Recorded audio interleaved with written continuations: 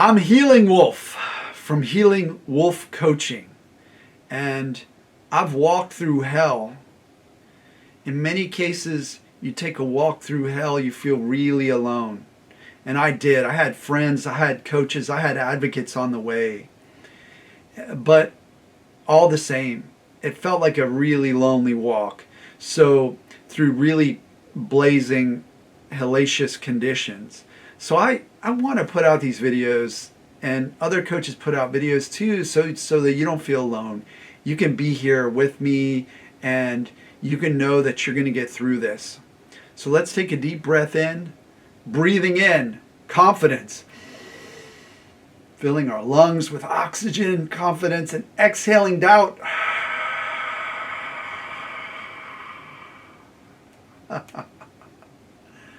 The pain-fear loop.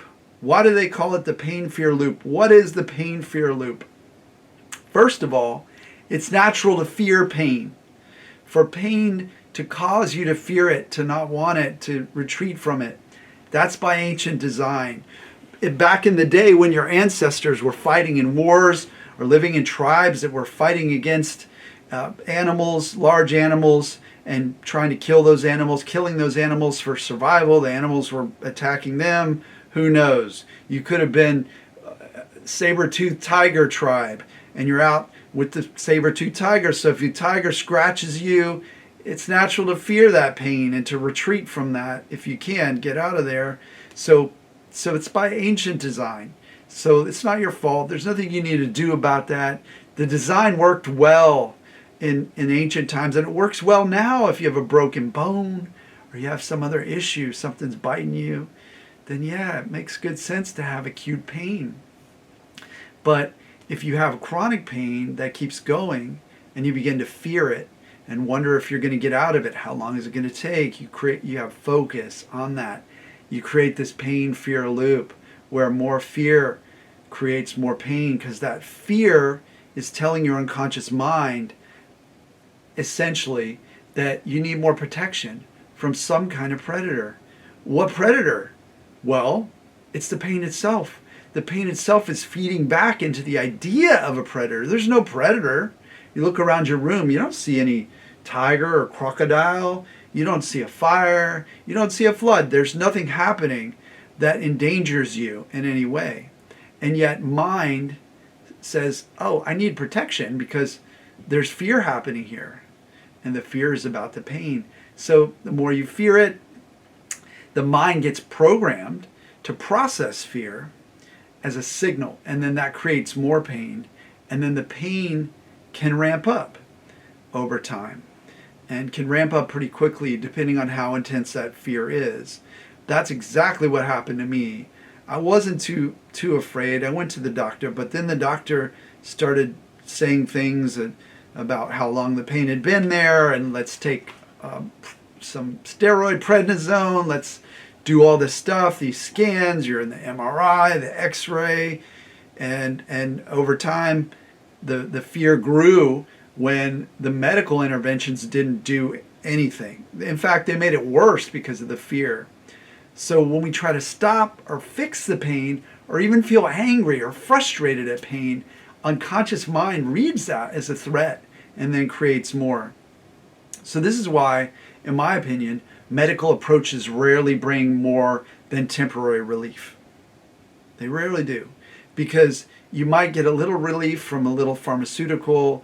You might feel a little more lighthearted on a pharmaceutical like a benzodiazepine or an opioid. You might feel a little more like you don't care that the pain's there.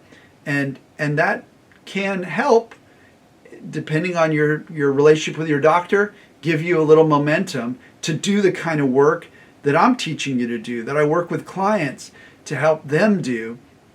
So that medicalization process is one where you're feeding that pain-fear loop.